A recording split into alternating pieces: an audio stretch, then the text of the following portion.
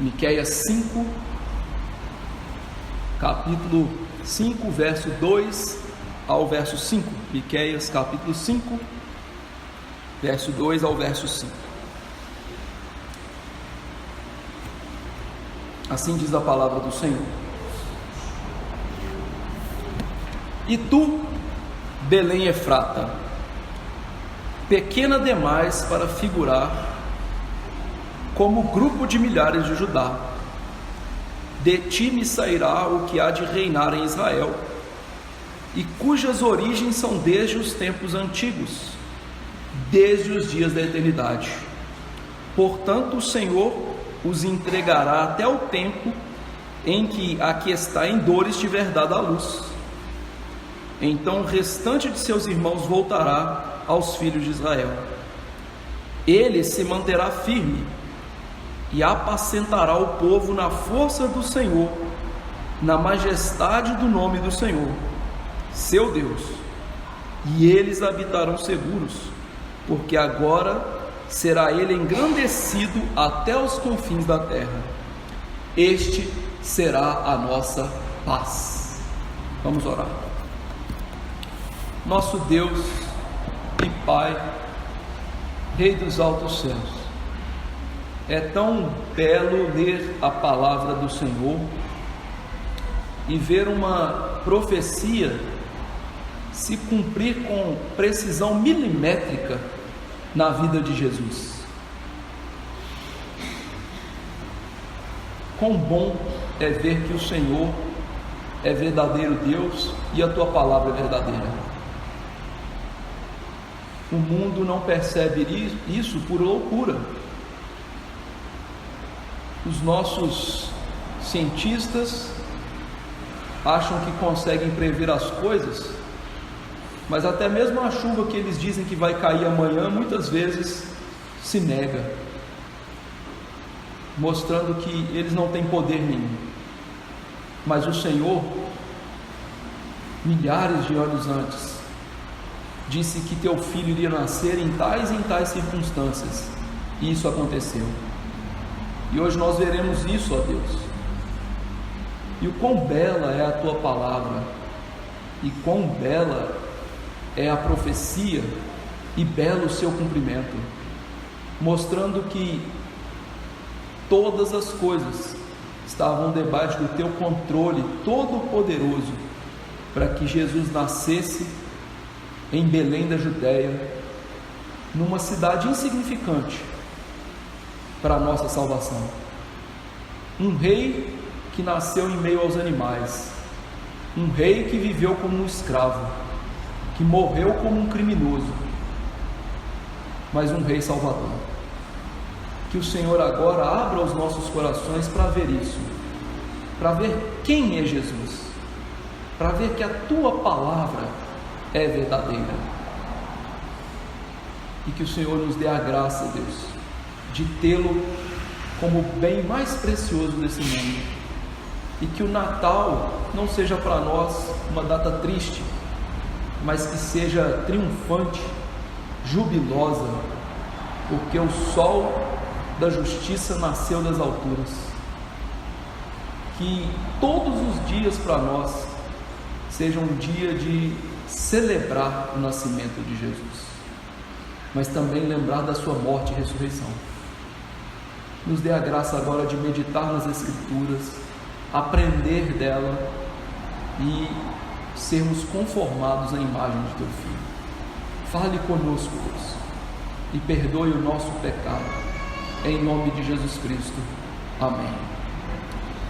Meus irmãos queridos, na nossa introdução, eu não queria meditar com os irmãos sobre o sentido do Natal, mas eu queria meditar com os irmãos naquilo que eu acho que é essencial para a gente acreditar não só no Natal, mas na morte de Jesus, na ressurreição de Jesus, na natureza pecaminosa do homem, no fato de Deus querer nos salvar, que é a veracidade da Escritura, da Bíblia, a qual nós, cristãos reformados, ou seja, de uma herança advinda da reforma protestante, chamamos de a palavra de Deus e a única regra de fé e de prática para as nossas vidas. Até o século XVIII, as Escrituras eram cridas como palavra de Deus.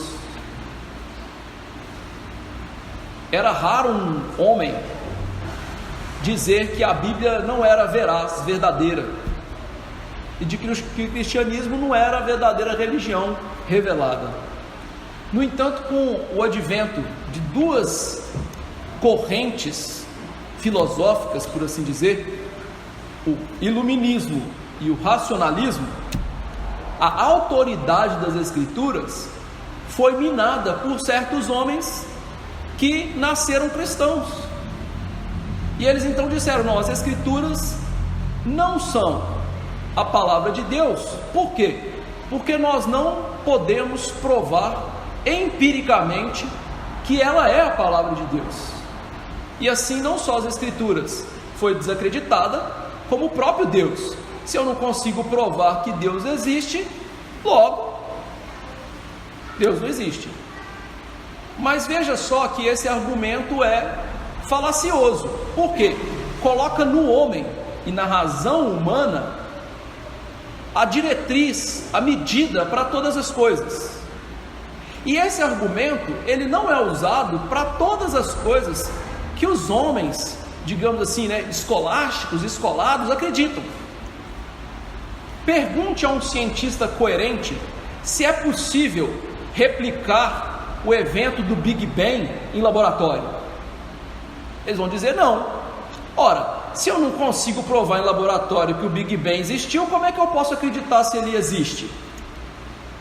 É só você usar a lógica deles contra eles e mostrar que não há lógica nenhuma no argumento humano de que, se eu não consigo provar, não existe. E se minha razão acha que isso aí não é verdadeiro, então não é verdadeiro. E veja então que a partir do iluminismo e racionalismo, que, como eu já disse, são falaciosos, o homem deixou de acreditar nas Escrituras e, portanto, de acreditar na revelação de Deus para a nossa salvação, mesmo ela sendo tão brilhante, tão clara, como nós vamos ver aqui hoje.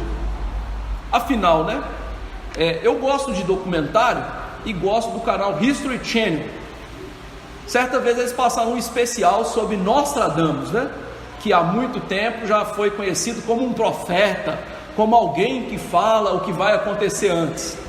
Quando você vê as profecias de Nostradamus, é um negócio daqueles assim, mais esdrúxulos do mundo. Eu vou fazer uma ilustração aqui inventando, não estou falando literalmente, mas há de absurdo para você entender, Olha, um batalhão vai sair do norte que vai enfrentar o do sul, e que o do sul vai ganhar. Aí eles olham e falam assim: não, isso aí é a Segunda Guerra Mundial. Ora, como que isso é a Segunda Guerra Mundial? De maneira tão vaga. Pode ser um batalhão de Corinto brigando com Curvelo e Curvelo ganhar, ué. É uma coisa mais esdrúxula do mundo. Mas os homens acreditam em Nostradamus, mas não acreditam na Bíblia, que fala coisas com precisão milimétrica, como a gente vai ver nessa profecia. Veja que então, para você crer em Jesus, para você entender quem você é preciso, em primeiro lugar, você entender que a Bíblia é a verdade.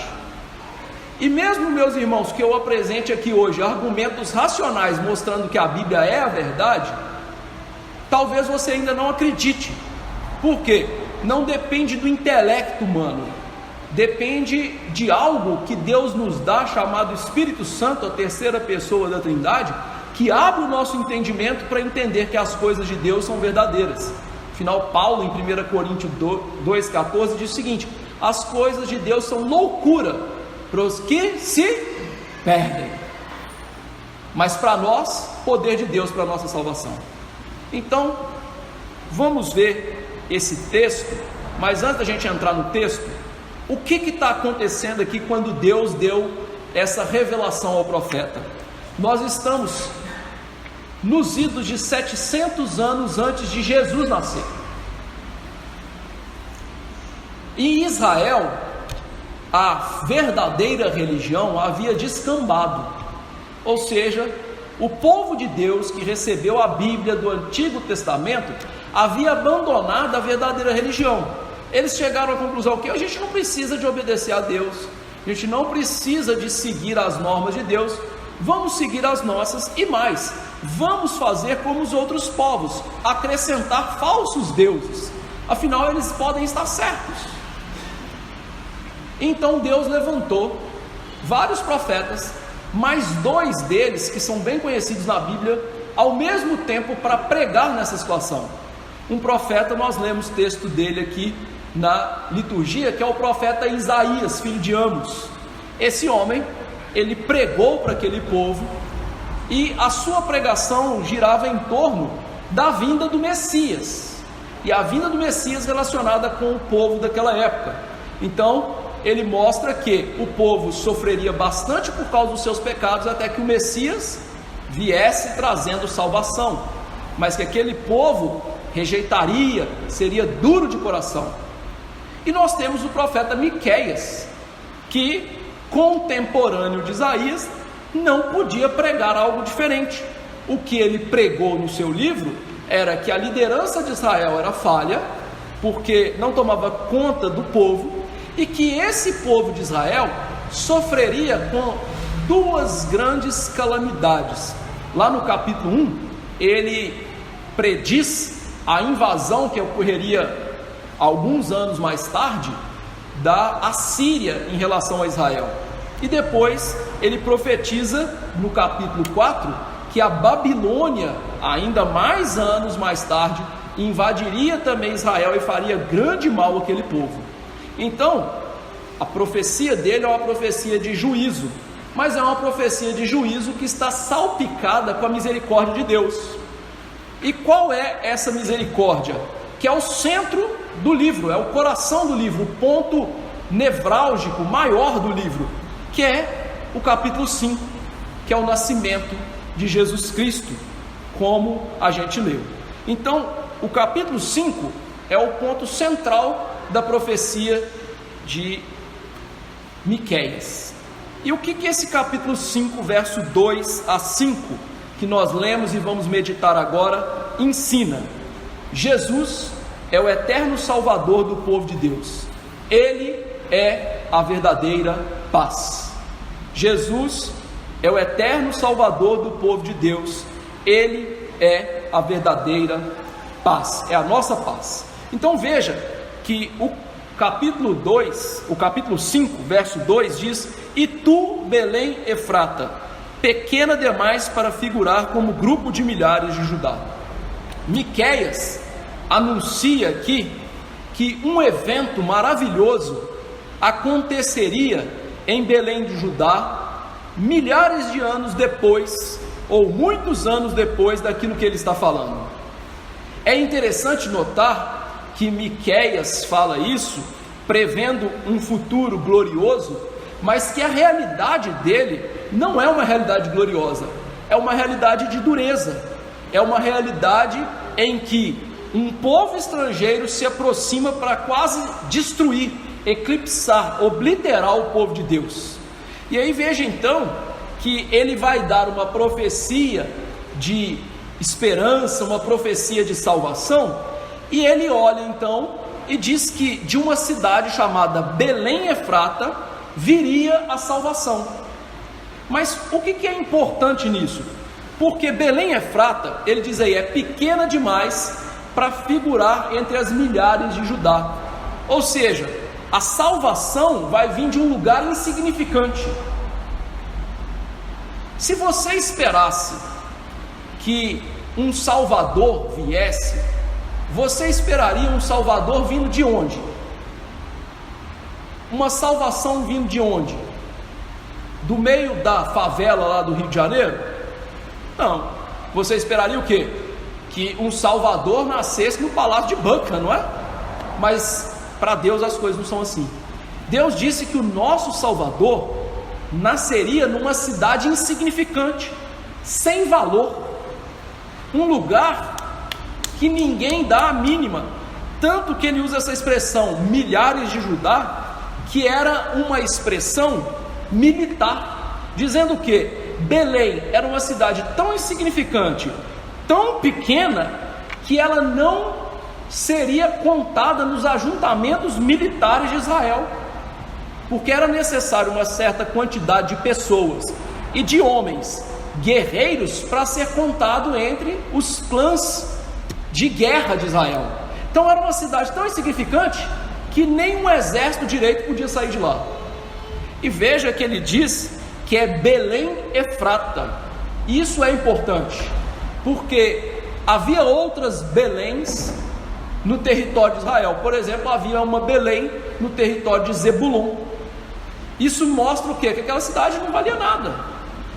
Você precisa de falar assim: Nova York, que fica em tal estado, Paris, que fica em tal estado, Londres, que fica em tal lugar? Não. Só de você ouvir Belém, você não vai saber. Mas se você ouvir Londres, opa, eu sei onde é que fica. Paris, eu sei onde é que fica. Nova York, eu sei onde é que fica. Agora, e Belém? Até para aquele povo que vivia na região, ele deve falar: Belém Efrata.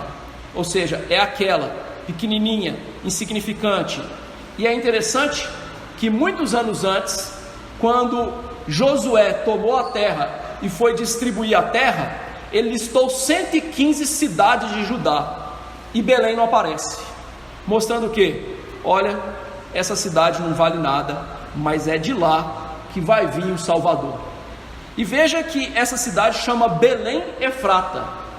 Miqueias, meus irmãos, é um profeta que leva muito a sério o nome das coisas.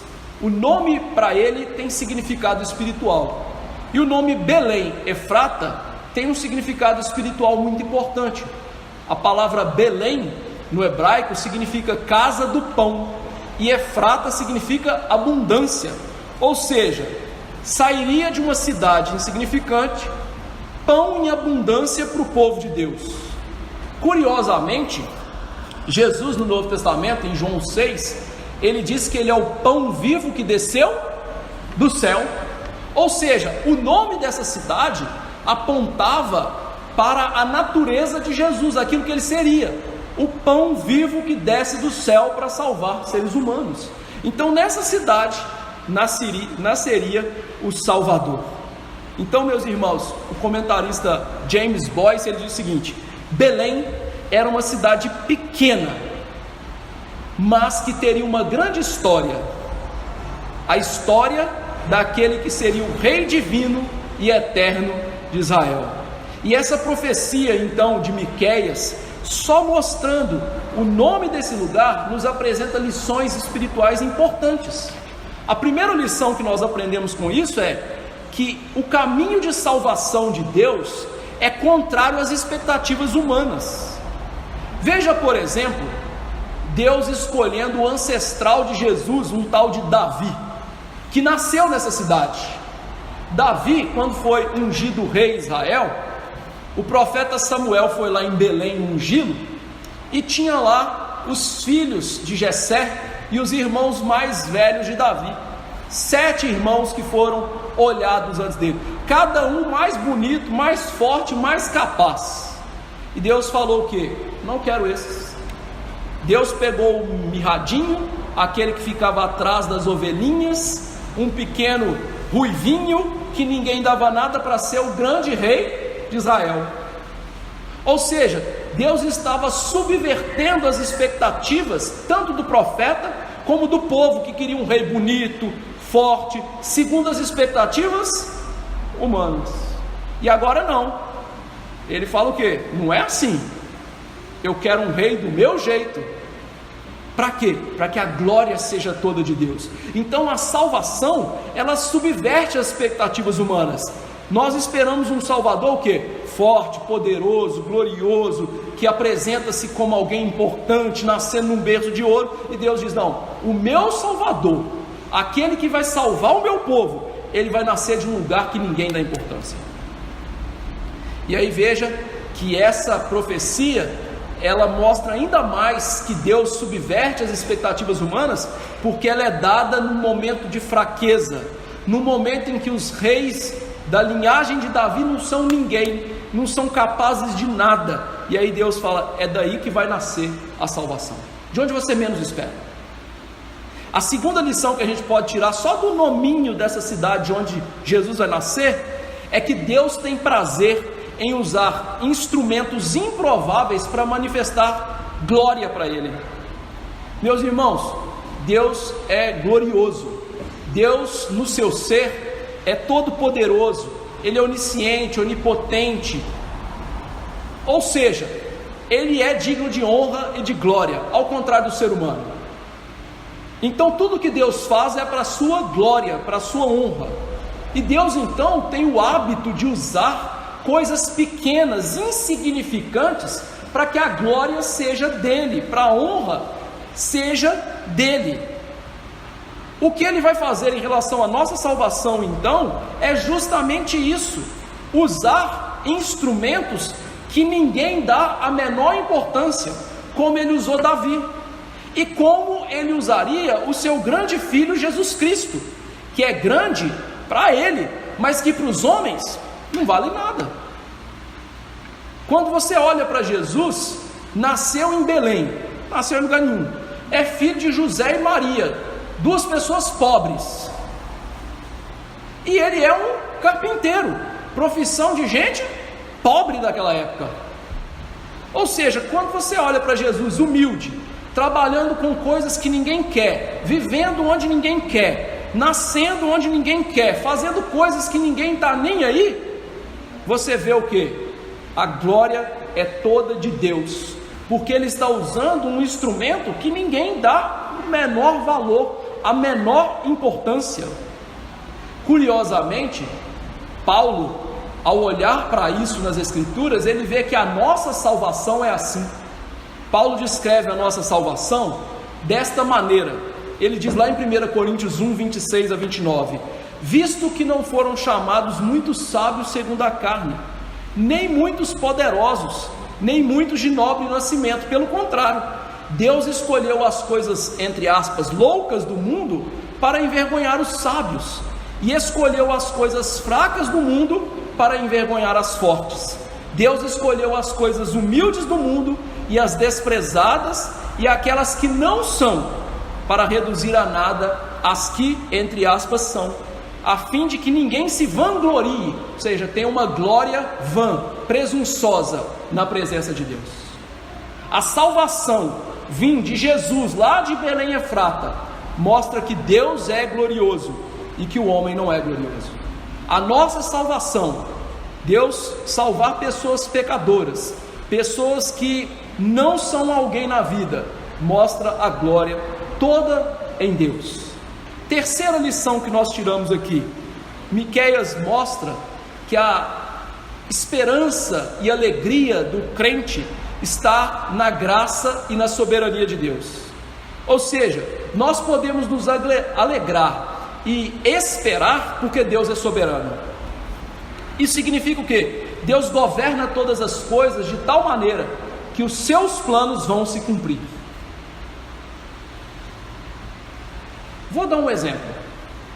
Imagine que nós queiramos viajar hoje para passar o Natal, né, em Gramado.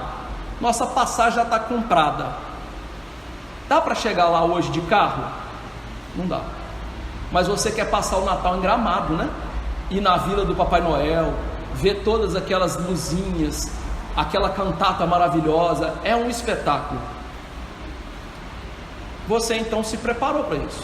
Oba, o pastor marcou o culto cedo, rapidinho chega em BH, pega o avião e chega em Gramado ainda hoje para celebrar o Natal.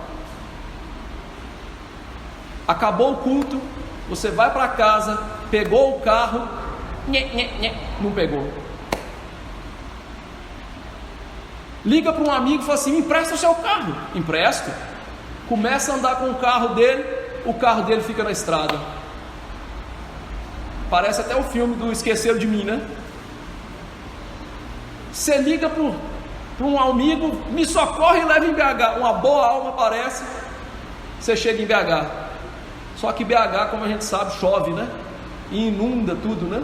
E aí, meu amigo, inundou Cristiano Machado, inundou o Rodoanel e já se foi o seu avião.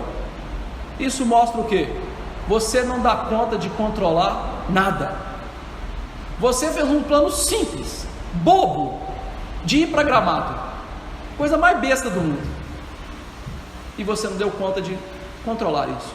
Agora Deus fala assim: meu filho vai nascer daqui tantos e tantos anos, na cidade tal, numa manjedoura, pastores vão dar glória a ele, ele vai ser pobre, ele vai morrer numa cruz, ele vai ressuscitar ao terceiro dia, ele vai para o céu, e todas essas profecias estão lá no Antigo Testamento, e tudo acontece, e você fala assim: isso não vale nada. Não, isso nos dá a esperança de que tudo aquilo que Deus prometeu para a nossa salvação, tudo que é necessário para a nossa salvação, Deus é soberano e Ele dá conta disso. Senão não seria possível tantos detalhes, mínimos detalhes, se cumprirem, como a gente leu hoje em Mateus e Lucas. Ele nasceu em Belém. E é interessante que talvez você ache isso assim: olha, isso é bobagem, isso é insignificante. Não. Para isso acontecer, para o Salvador sair de Belém Efrata, foi preciso o rei Herodes ir para Roma, brigar com César Augusto encher de empáfia e mandar um recenseamento na cidade de cada um que nunca tinha sido feito antes. E isso acontecer no mesmo momento que Maria estava grávida, a viagem que ela tinha que fazer de Nazaré a Belém ia acontecer ao mesmo tempo, de tudo para Jesus nascer em Belém de Judá. Sabe qual é a chance disso acontecer? Menor do que você ganhar na loteria. Mas foi assim que Deus disse, e foi assim que aconteceu. Isso nos dá o quê? Segurança e esperança, porque Deus é soberano para a nossa salvação.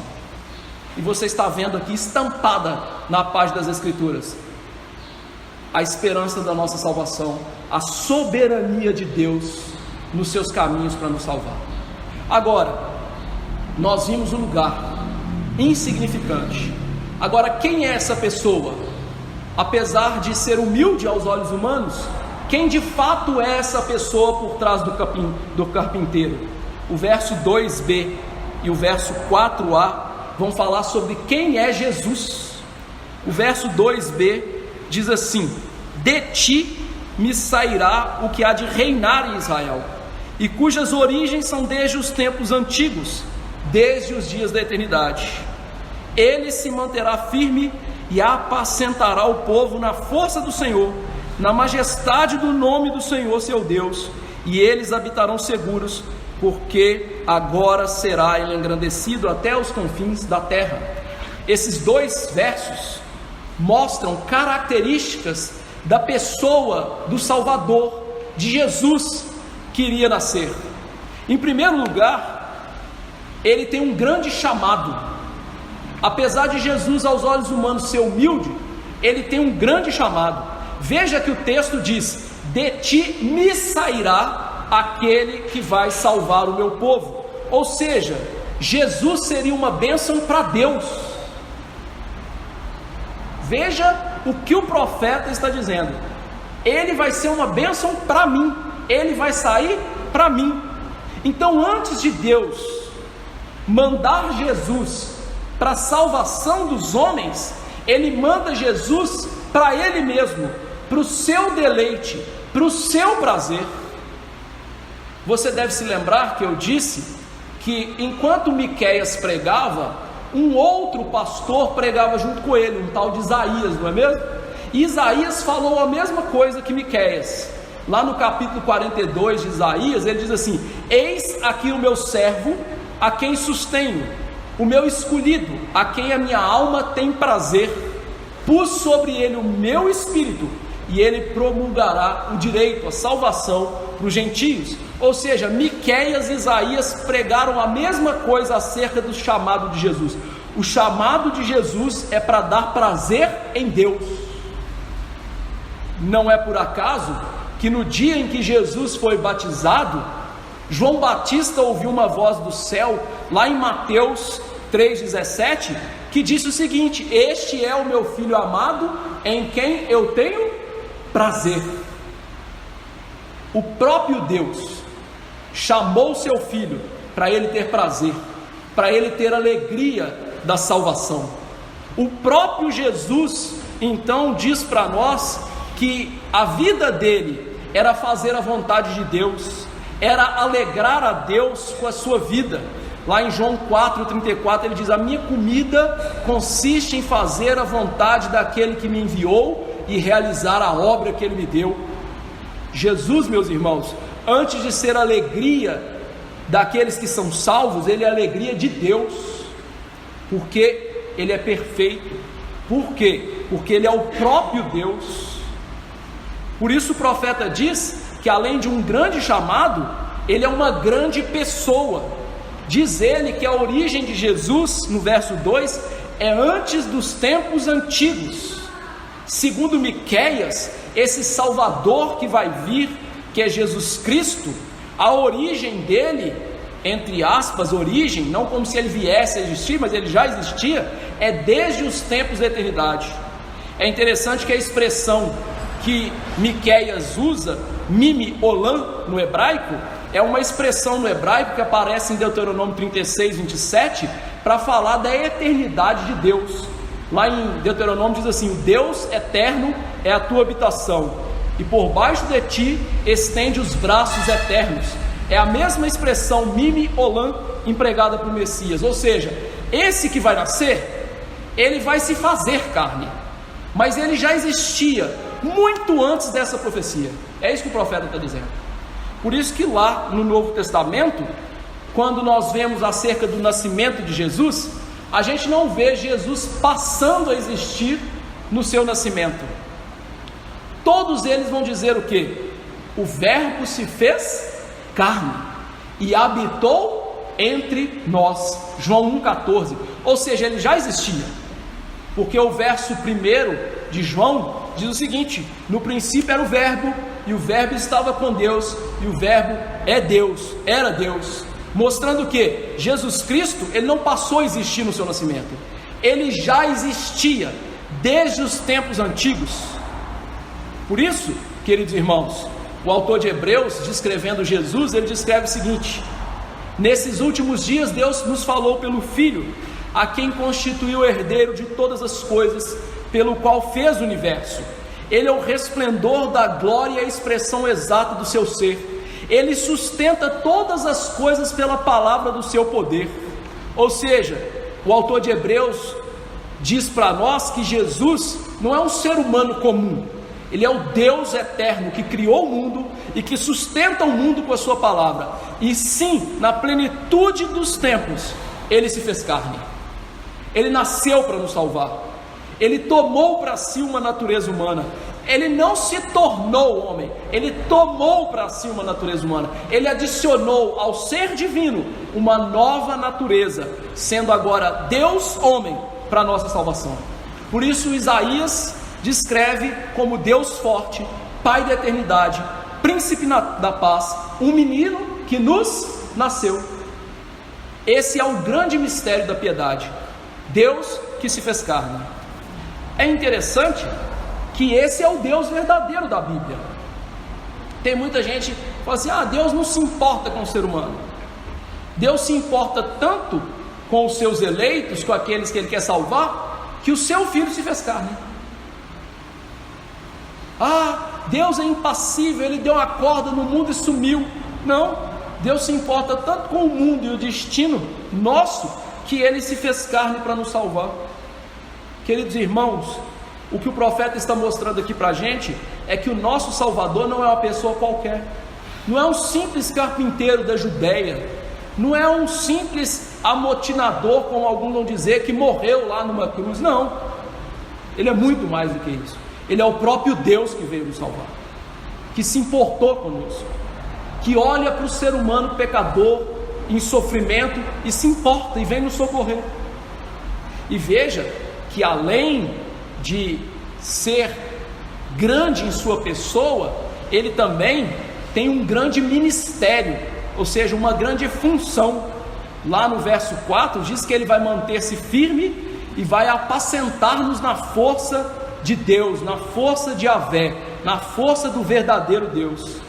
Então Jesus, ele não só teria um grande chamado para dar alegria a Deus, ou seria uma grande pessoa por ser o Deus verdadeiro que se fez carne, mas ele também teria uma grande função, um grande ministério, uma grande obra para fazer.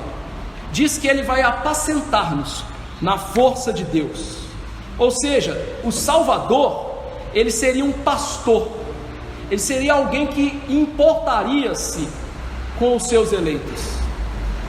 Hoje para a gente, essa figura de pastor, né, não é muito importante. Afinal, né, tem criança que acha que o ovo da galinha chegou ali direto do supermercado, né? Não existe uma galinha, nem sabe o que é galinha mais, né? Que a carninha que está na nossa mesa não veio de uma vaquinha que estava viva, né? Tanto que a nossa sociedade se distanciou da vida rural. Mas naquela época, você comparar uma pessoa com um pastor, você teria uma noção exata que aquela pessoa teria características interessantes. Por quê? O pastor era aquele que vivia para as ovelhas. Ele perdia tempo, ele perdia noites de sono, ele ficava nos campos tomando orvalho na cabeça, ele protegia a vida das ovelhas com a sua própria vida, muitas vezes para salvá-las dos lobos, dos leões, das montanhas lá de Israel, eles morriam. Então, ser pastor é alguém que importa com a ovelha, é alguém que se dá para a ovelha, é alguém que ama a ovelha. Por isso Deus diz que o filho dele seria um pastor, alguém que morreria pelas ovelhas, alguém que se importaria com as ovelhas, alguém que viveria para as ovelhas. E Jesus Cristo, sabendo disso, ele disse acerca de si mesmo, lá em João 10, eu sou o bom pastor.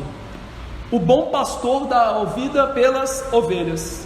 Eu conheço as minhas ovelhas, elas conhecem a mim. Eu dou a vida pelas minhas ovelhas. João 10, 11, 14 e 15.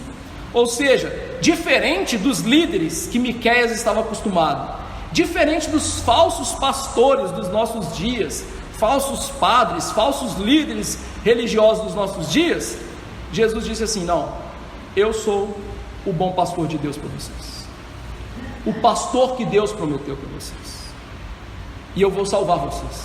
E veja então que ele apacenta o povo de Deus no poder de Deus, mostrando que Jesus Cristo não seria um pastor derrotado, alguém fraco, alguém que não podia nos ajudar. Pelo contrário, ele teria em si o poder de Deus, a força de Deus.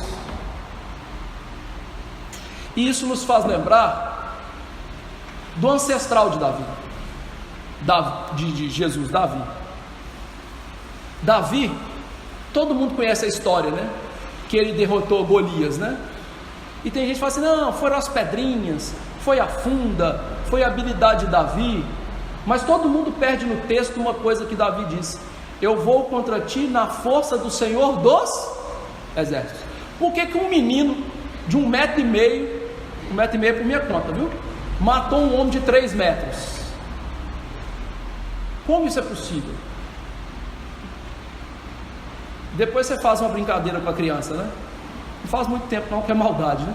Pede uma criança para te acertar e põe a mão em cima da cabeça dela. O que ela consegue fazer? Nada, né? Agora imagina um homem de 3 metros, com armadura, forte, treinado, contra um pastorzinho que saiu lá de trás das ovelhas, baixinho, fraquinho, que nem conseguiu colocar armadura e ia dar conta de fazer. Nada. Isso ele diz: eu vou contra ti na força do Senhor dos exércitos, apontando para o maior descendente dele, o filho verdadeiro de Davi, que é Jesus, que teria a força de Deus, por ser o próprio Deus, e não só por ser o próprio Deus, mas por ter o Espírito de Deus sobre ele, com tamanho poder, que ele pôde enfrentar a cruz do Calvário e morrer por nós. Se Jesus não tivesse a força de Deus, se ele não fosse o verdadeiro Deus, se o Espírito Santo de Deus não estivesse sobre ele, Jesus jamais poderia nos salvar, jamais poderia nos pastorear. Porque veja o que está escrito sobre o que Jesus enfrentou para nos salvar: ele foi traspassado pelas nossas transgressões, moído pelas nossas iniquidades, o castigo que nos traz a paz estava sobre ele, pelas suas pisaduras fomos sarados. Todos nós andávamos desgarrados como ovelhas, cada um se desviava pelo seu caminho, mas o Senhor fez cair sobre ele a iniquidade de todos nós. Isaías 53, 5 e 6. Essa passagem das Escrituras, que descreve a crucificação, mostra o poder de Jesus, o sacrifício de Jesus para nos salvar.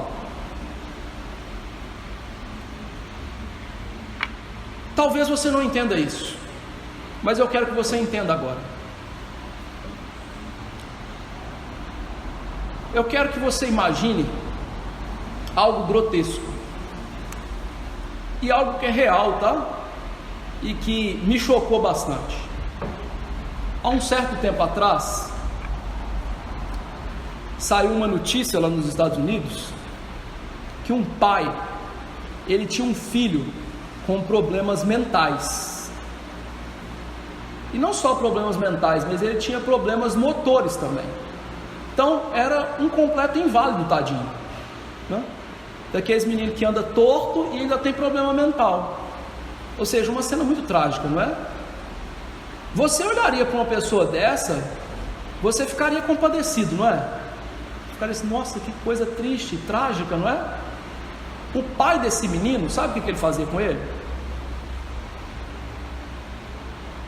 Ele recebia dinheiro de homens para abusar do filho dele. E ele via os homens abusando do filho dele. Certo? O que você acha que uma pessoa dessa merece? O que você faria com uma pessoa dessa? Talvez você pense assim, pastor, eu ia começar, né, amarrando ele, cortando os pedacinhos, arrancando as unhas, né, botando fogo num pedacinho, até ele sofrer bastante, não é? Não é isso que você pensa? Ou seja, ele tem que pagar, certo? Certo. E se eu dissesse para você que a Bíblia diz que todos os seres humanos são tão ruins quanto esse homem? A Bíblia diz para nós que todos nós nascemos em pecado, que todos nós andamos segundo o nosso coraçãozinho, que não é bom. Jeremias 17:9 diz que enganoso é o coração, desesperadamente corrupto. Paulo em Efésios 2, 1 a 3 diz para a gente que nós nascemos mortos em pecados e que nós andamos segundo a inclinação da carne, fazendo as coisas que o mundo fala que é certo, e tudo isso diante de um Deus santo. Então, o que você merece diante desse Deus santo? A maior punição possível. Sabe qual é a maior punição possível? Romanos 6, 23 diz assim: o salário do pecado é a morte, ou seja, a morte eterna é o inferno.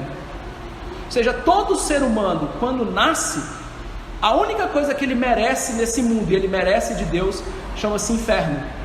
Mesmo que você não tenha pagado ou deixado ou estuprado uma criança dessa. Como diz Paul Washer, todos nós somos Hitlers em potenciais. Se Deus não nos freasse de alguma forma, nós seríamos piores do que isso. E para a gente ficar livre disso que a gente merece, nós precisamos de um pastor salvador, que é o que Isaías está dizendo aqui. Ele recebe essa pena que é o inferno, essa pena que é a ira de Deus sobre os nossos pecados. E sabe por que ele pôde resistir a isso? Porque ele é o pastor que tem o poder de Deus, ele é o próprio Deus. Então Deus, o Pai, puniu o seu próprio Filho para nos salvar.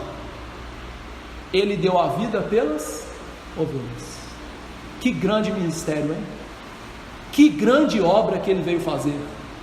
E só ele pode fazer isso. Por isso, o verso 3, Jesus cumpre o grande plano de Deus. E esse plano, meus irmãos, é um plano que parece que não ia dar certo. Diz aí o verso 3: Portanto, o Senhor os entregará até o tempo em que a que está em dores estiver dado à luz. Então, o restante de seus irmãos voltará aos filhos de Israel. Deus mostra as circunstâncias em que Jesus viria nos salvar. Até aqui, ele mostrou quem iria nos salvar: o descendente de Davi, o pastor. O que ele seria? Um rei. Aonde ele nasceria? Em Belém. O porquê ele viria? Para mim, Deus, e para nos salvar. E agora ele deixa claro quando ele viria, respondendo todas as perguntas que a gente faz por texto, né? Onde, porquê, quando. Ou seja, uma resposta que não é tão simples, porque veja que a resposta de Deus é: até quando aquela que estiver para dar a luz estiver aí. Mas eles serão entregues. Miqueias mostrou que o quando de Jesus nascer seria um quando muito difícil, tanto que seria comparado à mulher dar à luz filhos. Olha, nós que somos homens, a gente nunca vai passar por isso, né? E tem mulheres que tiveram filhos com cesariana, também não sabem o que é a dor que é isso. Mas você vê relatos de mulheres que tiveram que dar à luz por parto normal e que ficaram ali horas, né? Sofrendo, gemendo, e falaram: olha, eu nunca vi uma dor tão grande. Então, Deus descreve o quando em situações difíceis, tanto que ele compara a uma mulher dando à luz, mostrando que quando Jesus viria, o povo de Deus estaria em grande sofrimento. Por que o povo de Deus estaria em grande sofrimento? Essa é a questão. Lá em Isaías, lembra que é o companheiro de Miqueias, ele diz assim: pelo que, quando estendeis a mão, escondo de vós os olhos. Sim, quando multiplicai as vossas orações, não as ouço, porque as vossas mãos estão cheias de sangue. Deus disse para aquele povo que: por que vocês vão sofrer? Porque eu quero de vocês obediência. Só que quando vocês oram, vocês não me obedecem. Quando vocês fazem qualquer coisa, vocês não me obedecem. Então o que vai acontecer com vocês? Eu vou entregar vocês na mão dos seus inimigos, para que vocês tenham a noção de que pecados têm consequências, de que eu quero obediência de coração, de que para mim, Deus, o importante é que vocês obedeçam. Então Deus entregaria o seu povo a 2 grandes exílios, mas não só a 2 grandes exílios, mas a um período de quase 700 anos de sofrimento, em que eles seriam escravos, em que eles estariam debaixo de dominação estrangeira, em que eles estariam sendo dominados, porque os pecados deles os fizeram sofrer. Mas veja, ele diz: portanto, quando aquela estiver para dar à luz, ele vai vir. Então, o quando seria um quando de sofrimento. Deus prepararia o coração do seu povo através das agruras, dos sofrimentos, das dificuldades. Não é assim que acontece na nossa vida? O sofrimento, as agruras não nos deixam sensíveis. Você pode ser o mais durão possível. Duvido que você continue durão se você estiver num quarto de hospital comido com câncer e que nem morfina faça efeito mais. Duvido que você seja durão. Esse é o quão durão você é. Ou seja, as nossas dores, e às vezes não precisa nem ser muito, nos fazem ficar sensíveis. Então Deus disse que Ele sensibilizaria o seu povo, que Ele prepararia o seu povo para receber o Messias através do seu sofrimento. E então, quando esse povo estivesse em grande sofrimento, comparado a uma mulher dando à luz, esse povo veria a salvação. E aí veja que Deus mitiga o sofrimento com a alegria. Por quê? A mulher, quando está para dar à luz, ela sofre, ela geme, ela sente dor, mas na hora que ela pega o menino no colo, acabou, não é? Ela olha assim: que meninão, né? Que meninona, né? Que alegria, né? Ou seja, aquela que está para dar à luz tem um grande sofrimento, mas também tem grande alegria. Então Deus faria com que esse povo passasse por um sofrimento para ter uma grande alegria. Qual alegria? De receber Jesus no seio do povo dele. É por isso que muitos, quando Jesus estava para nascer, tinham essa esperança. José, Zacarias e outros que, quando viram Jesus, se alegraram muito, porque a mulher já deu à luz, o povo de Deus já deu à luz ao Salvador, veio a nossa alegria, a nossa salvação. E isso lá em Belém Efrata, tudo cumprindo o plano de Deus, do jeitinho que Deus falou. Vocês vão sofrer durezas, vocês vão parecer uma mulher dando à luz, mas na hora que o sofrimento estiver tão grande, vocês vão ter uma alegria maravilhosa. Jesus vai nascer, o Salvador vai vir. Para quê? O que ele vai ser para a gente? O verso 5a diz: Jesus traz uma grande salvação, este será a nossa paz. Eu não sei você, mas você pode observar que o mundo quer paz, não quer? A gente quer ficar sossegado, não quer? Às vezes você aí, maridão, né? Chegou no final do dia, tem 12 horas que está fora de casa, né? Pegou trânsito para ir, trabalhou, chefe xingou, aquele negócio todo, pegou trânsito para voltar, chegou em casa, antes de você tirar a roupa, a bota apertada, a calça jeans, tomar um banho, comer um franguinho assado com maionese, sentar para assistir um jogo de futebol americano, sua mulher fala com você o quê? O gás acabou. Não é assim? E aí você fala, lá se foi o meu sossego. Nós queremos paz.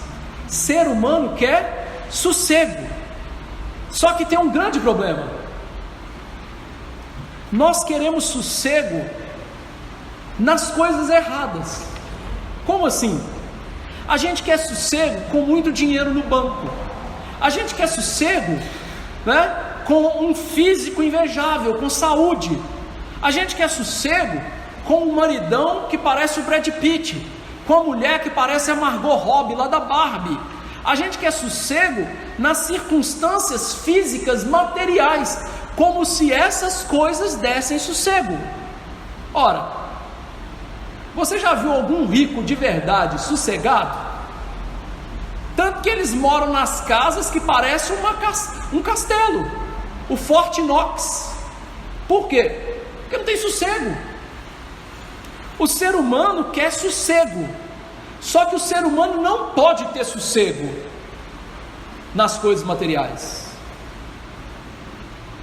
O ser humano só pode ter sossego em Deus.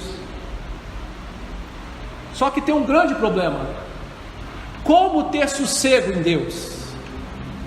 E aí as religiões vão dizer assim: faça a tua parte que Deus vai te ajudar, faça muitas obras de caridade que você vai ter paz com Deus, reze muito, vá muito na igreja, seja uma boa criança, como se Deus fosse um Papai Noel, né? Que vai te dar a salvação porque você foi uma boa criança durante o ano. Meu amigo, nada disso pode dar paz com Deus. Por quê? Por dois motivos. E a Bíblia que diz, Romanos 5,10 é um dos textos mais chocantes da Bíblia. Porque se nós, quando inimigos de Deus, Paulo diz assim, porque se nós, quando inimigos de Deus, você não pode ter paz com Deus, porque você é inimigo de Deus. Todo ser humano, sem Jesus Cristo, sem um novo coração, ele é inimigo de Deus. Mesmo que você não pense, mesmo que você não queira fazer guerra contra Deus, no sentido, eu vou fazer guerra contra Deus, nós somos inimigos de Deus. Por que nós somos inimigos de Deus? Quem responde para a gente é Isaías. Isaías 64,6 diz assim: porque as vossas obras de justiça são para comigo como trapos de imundícia. Ou seja, Deus está falando assim: tudo que você faz diante de mim é nojento. Trapo de imundícia é como absorvente feminino. Naquela época não tinha mods, né? Absorvente, OB, essas coisas. Então eles usavam pano, um paninho para conter a menstruação. E aquele paninho cheio de sangue era imundo, sujo, fedorento, e era jogado fora. Deus diz assim: tudo que vocês fazem é assim, porque vocês são pecadores. Pastor, então como ter paz com Deus se a realidade é tão terrível? Se nós fazemos guerra contra Deus, se nós não queremos obedecer Deus segundo a Bíblia, se nós queremos ter paz nas coisas que não dão paz, como ter paz com Deus? O texto diz: Jesus é a nossa paz. Como que Jesus é a nossa paz? Como que Jesus é a nossa paz? Jesus faz algumas coisas para ser a nossa paz. Em primeiro lugar, Jesus é o único mediador entre Deus e os homens. Ou seja, Ele é o único que faz mediação entre Deus e os homens. Único. Paulo disse isso a Timóteo. Ele é o único mediador entre Deus e os homens. Ou seja, Jesus é o único que pode nos reconciliar com Deus, nos ajuntar com Deus. Então nem pastor, nem guru, nem papa, que se chama de sumo pontífice, a suma ponte, o sumo mediador entre Deus e os homens, a Bíblia diz não, o único mediador entre Deus e os homens é Jesus. Único, que pode pegar Deus e falar assim: vem cá. Pode pegar o homem e falar assim: vem cá, vocês não são inimigos agora, vocês são melhores amigos. Jesus é a nossa paz. O que Jesus tem que fazer para ser a nossa paz? Lembra o que a gente diz lá sobre Isaías? O castigo que nos traz a paz estava sobre ele. Para Jesus ser a sua paz, ele teve que morrer pagando a dívida dos seus pecados. Para Jesus ser a sua paz, ele teve que viver uma vida perfeita e ser um sacrifício perfeito para Deus. Para Jesus ser a sua paz, ele teve que ressurgir dos mortos ao terceiro dia. Para Jesus ser a sua paz, ele teve que ir para o céu e interceder por você diante de Deus. Tá bom, mas como é que eu tomo isso como meu? Paulo responde para a gente. Eu quero que todos abram agora Romanos 5:1. Todos, Romanos 5:1.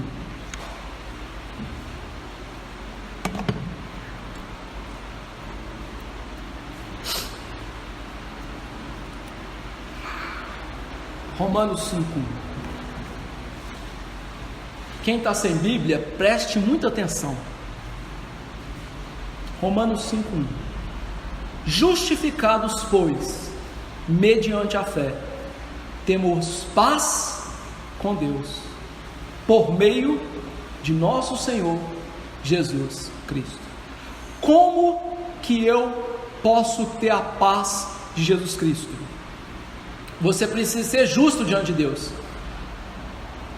Pastor, mas você disse que todas as nossas obras são feias diante de Deus. Sim, por isso que ele diz: justificados mediante a fé. Para ser justo diante de Deus, para Deus te ver como um justo, você precisa ter fé em Jesus. Ou seja, você precisa de acreditar em tudo aquilo que eu falei aqui hoje, que Jesus é Deus, que Jesus criou o mundo, que Jesus sustenta o mundo com a sua palavra, que a Bíblia é verdade, que você é pecador, é tão ruim quanto aqueles homens lá que estavam fazendo coisa errada com um menino, que eu dei o exemplo, e que você não pode ter paz com Deus por você mesmo, porque as suas obras são ruins. Então, você acredita que Jesus, que é Deus, morreu, foi lá para aquela cruz. Você acredita que ele não ficou morto? 3 dias depois ele ressuscitou lá no jardim de José de Arimateia.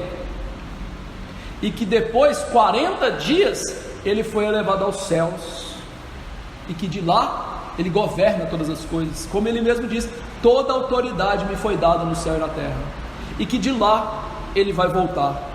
Isso é ter fé em Jesus e entender que só Ele é salvação, só Ele nos dá paz, só Ele pode pagar a dívida que nós temos com Deus. Jesus é a nossa paz, e por isso Ele nos faz, como diz o texto, habitar seguros. Ou seja, em Jesus nós temos segurança. Ele dá uma grande salvação. Nós jamais perdemos a nossa salvação que temos quando cremos em Jesus. Nós jamais estamos longe de Deus, como inimigos de Deus. Nós estamos seguros em toda e qualquer situação. Mas pastor, os pastores morreram por Jesus, os apóstolos foram comidos vivos por Jesus. Sim, mas eles estavam seguros em Jesus, porque hoje eles estão no céu com Jesus. E aqueles que estavam matando eles estão sofrendo a punição de seus pecados. Por isso Jesus é a nossa paz, Jesus é a nossa segurança. Com Jesus você pode morrer, ser torturado, ser abusado, ser destroçado. Jesus é a nossa paz. Eu vou contar para você mais um caso chocante. Vocês conhecem a ilha de Pompeia? Lá perto do vulcão Santorini, ali perto de Nápoles. Aquela ilha era a ilha bordel do Império Romano. Sabe quem eram as prostitutas? As nossas irmãs em Cristo, que eram levadas para aquela ilha e obrigadas a fazer sexo com os homens ricos do Império Romano, que iam para lá se divertir, como se fosse Las Vegas. Era Las Vegas de Roma. E muitas delas morreram abusadas, e outras tantas morreram queimadas por um vulcão. Elas estavam seguras? Sim, porque o fim delas não era aquele. O fim delas era estar com Jesus para sempre. Então, mesmo que tudo isso aconteça com você, você está seguro em Jesus. Ele é a nossa paz. Como viver esse texto? A primeira aplicação e mais óbvia desse texto é: você tem paz de verdade? Ou sua vida é uma grande busca de paz e felicidade naquilo que jamais vai lhe preencher esse vazio? Veja o mundo, como o mundo funciona. Hoje nós estamos no iPhone 15 Pro Max, né? Quase 20 mil reais, né? A pessoa compra. No ano que vem, que ela vai ter que comprar? O 16 Pro Max. O que mudou? Só a cor. É a mesma porcaria lá dentro, faz nada novo. E a pessoa vive o que? É louca para comprar. Hoje as casas têm que ter conceito aberto, né? Antigamente era tudo fragmentado, né? Você tinha a copa, a cozinha, não sei o que. Hoje tem que ter conceito aberto, e você luta para ter uma casa assim. E aí depois, quando mudar para fechado, você vai mandar construir as paredes tudo de novo. E por aí vai. A roupa de marca hoje, né? Na minha época era uma tal de bad boy, né? Que tinha uma roupa do menino malvado, né? Hoje é outra coisa. E amanhã vai ser outra coisa, vai ser moda. E as pessoas vivem correndo atrás de paz, felicidade nessas coisas. Não tem. Então eu te pergunto, você tem paz, você tem felicidade de verdade? Se sua vida não tem, se humilhe diante de Deus e fala assim: Senhor, Deus Todo-Poderoso, me perdoe, eu estou buscando isso no lugar errado. Eu só posso ter paz de verdade, felicidade de verdade em Jesus. Peça para que Deus te dê uma nova vida em Jesus. Peça para que Jesus seja a sua paz, a sua segurança, o seu bem mais precioso. Porque, meu amigo, um iPhone 15 Pro Max pode passar um ladrão e levar embora. Pastor, não tem desbloqueio? Tem. Uma vez eu vi um documentário que um cara desbloqueou um iPhone na History Channel em 10 segundos. 10 segundos. Não tem desbloqueio. Mentira, é para você comprar. Tem sim. Senão não tinha roubo. Tudo mentira. Meu amigo, querido, escute. O bem mais precioso é Jesus. Ninguém pode tirar Jesus de você. Ninguém. E esse Jesus não é um aparelho que a traça vai comer, a ferrugem vai destruir. Ele é Deus.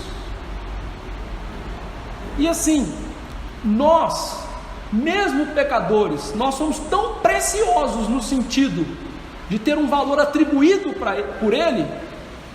Olha, que Ele assumiu a natureza humana, Ele viveu uma vida de durezas, e Ele morreu numa cruz para nos salvar, para ter misericórdia, para nos dar paz de verdade, para nos reconciliar com Deus. E isso é a paz externa, ou seja, nós não somos mais brigados com Deus. Agora eu quero falar para você da paz interna. A paz interna é quando você confia em Jesus e vive uma vida de oração de tal maneira que o seu coração se jubila de tranquilidade nas tempestades da vida. O mundo está caindo, está tudo dando errado, mas lá dentro você está assim, tranquilo. Pode cair, pode tudo dar errado. Essa paz, ela não é perene, ela vai e volta. Mas quando a gente experimenta ela no meio das provações, que alívio, que gozo.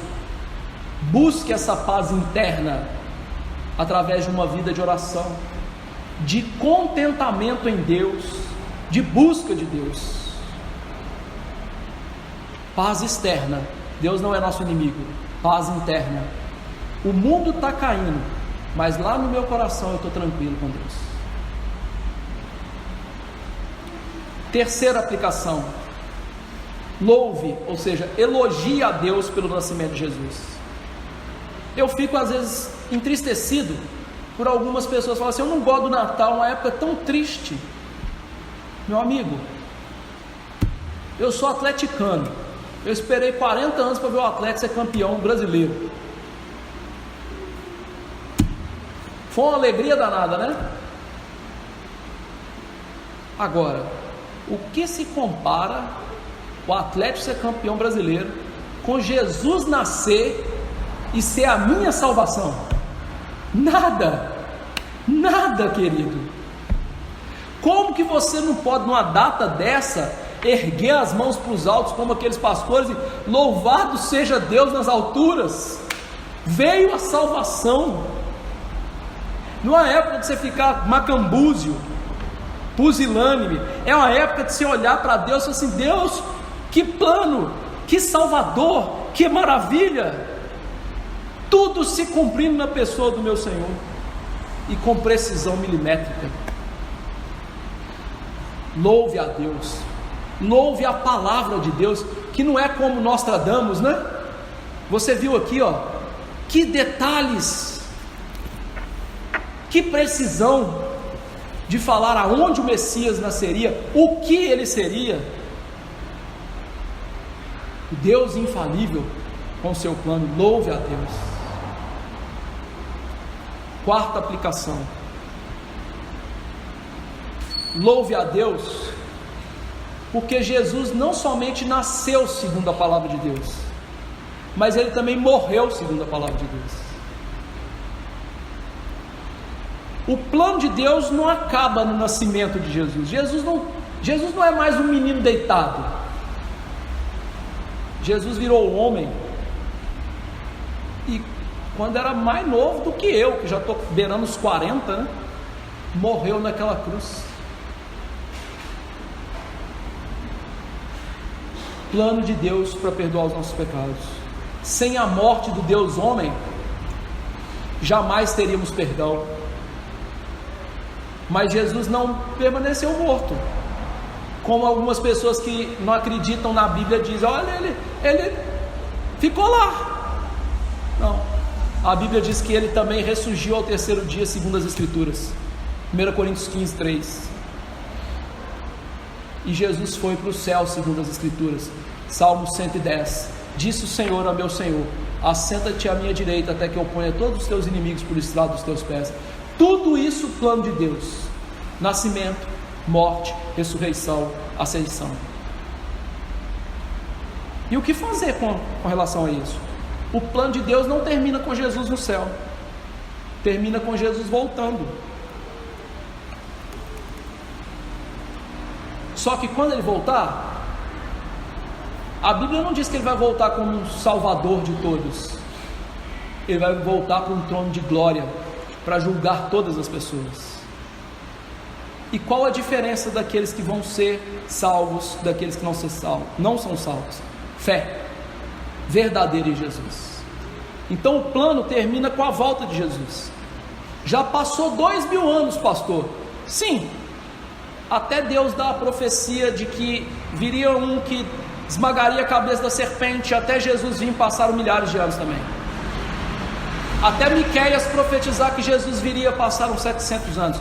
Quantos anos faltam para Jesus voltar? Não sei, não tem como saber. Mas se a Bíblia diz que ele ia nascer, e ele nasceu do jeito que a Bíblia diz.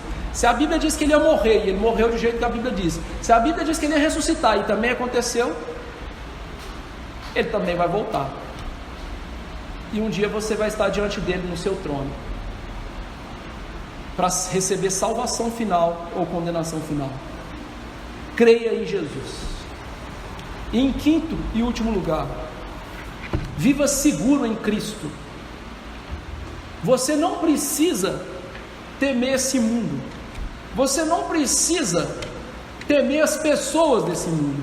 Você não precisa temer a economia desse mundo. Você não precisa temer nada nesse mundo. Nada. Você está seguro em Jesus. Porque o principal é o fim da jornada, que é Ele nos levar em segurança para Ele. E Ele vai fazer isso. Eu estou terminando minhas meditações em Atos com minha filha de 6 anos. Nós estamos em Atos 28. Jesus apareceu para Paulo e disse assim: você vai para Roma falar do meu nome. Paulo ficou 2 anos preso em Cesareia. Ficou 1 ano viajando até chegar a Roma.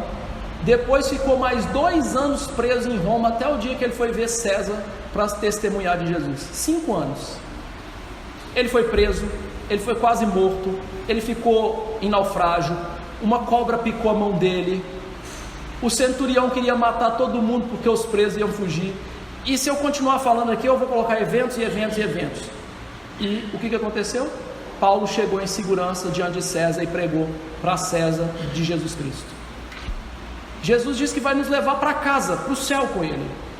Então não importa o que aconteça entre a sua fé em Jesus e até o dia que Ele lhe chamar para a mansão celeste, não importa, você está em segurança e Ele vai te levar para lá. Então, não tema. Como viver em segurança? Seja fiel a Deus. Leia a Bíblia e vê o que ela manda você fazer. Não é o que o pastor manda você fazer, é o que a Bíblia manda você fazer. Eu não mando em ninguém aqui. Quem manda é a Bíblia, é Jesus. Leia e obedeça a palavra de Deus, e você sabe que você vai estar caminhando em segurança para o céu. Sem obediência, não. Com obediência, você sabe que você vai estar caminhando para lá. E que Deus nos dê a graça de meditar nessas coisas no Natal e ter prazer nessa data. Vamos nos colocar de pé e orar. Mas antes de orar, nós vamos cantar o 1, 2, 3, 7. Yasmin, faz favor. Antes da gente encerrar o culto e orar, nós vamos cantar mais um hino de Natal. Curtinho, mas muito lindo. Hino 2, 3, 7.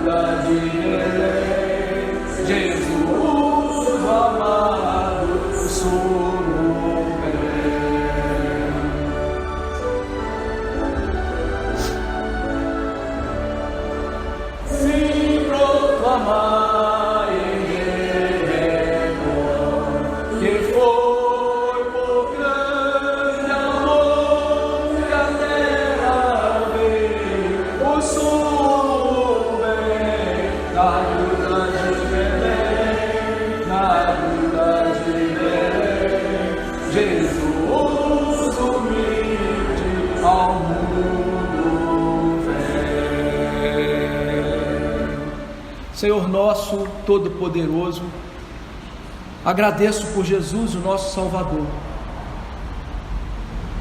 Que maravilhoso Cristo é esse que o Senhor nos deu. Alguém cujas origens são desde os tempos eternos. Deus de Deus, luz de luz, eterno como Tu és, ó Pai. A segunda pessoa da Trindade que se fez carne e habitou entre nós, cheio de glória e de verdade. Louvado seja Jesus Cristo. Louvado seja, ó Deus, porque por meio do Teu plano maravilhoso, Ele nasceu um infante lá em Belém da Judéia. Naquela Belém Efrata, tão pequenininha e insignificante, mas que saiu um grande Salvador. Com um grande ministério, veio fazer a paz entre Ti e nós pecadores. Alguém que daria a sua vida por nós, que também derramaria o seu sangue por nós, se levantaria dos mortos e se assentaria à destra da majestade nas alturas. Ah, Senhor, louvado seja Jesus Cristo, louvado esse plano maravilhoso do Senhor, que se cumpre com precisão indescritível. Muitos já tentaram calcular a chance desses planos darem certo, e eram tão pequenas que eram quase incalculáveis, mas todas as profecias do Senhor se cumpriram de maneira, ó Deus, brilhante, maravilhosa, no nascimento, na vida, na cruz, na ressurreição, na ascensão, e ainda se cumprirão na volta de Jesus. Que o Senhor nos encha de alegria, que o Senhor nos dê paz com o Senhor por meio da fé, que o Senhor nos dê paz interna por meio de uma vida de confiança, de oração, de piedade.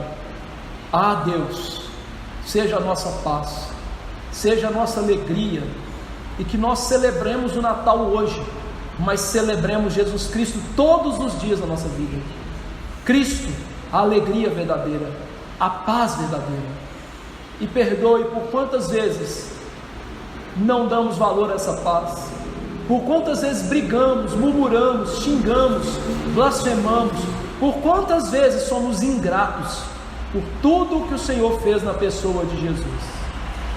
E Deus, nos faça obedientes, nos faça, Deus, santos como Tu és santo, e nos leve para o reino celeste, nos leve em segurança para o nosso lar eterno com Jesus, e que nós tenhamos essa esperança, e que saibamos que ela vai se concretizar, porque o Senhor governa todas as coisas, céu e terra.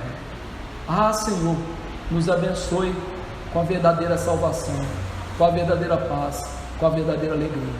É no nome de Jesus que oramos. Amém. Que a graça de Jesus, o amor do Pai eterno e maravilhoso, e a consolação terna do Espírito Santo estejam com aqueles a quem Deus quer bem, os seus eleitos, hoje e para sempre. Amém. Desassentar, meus irmãos.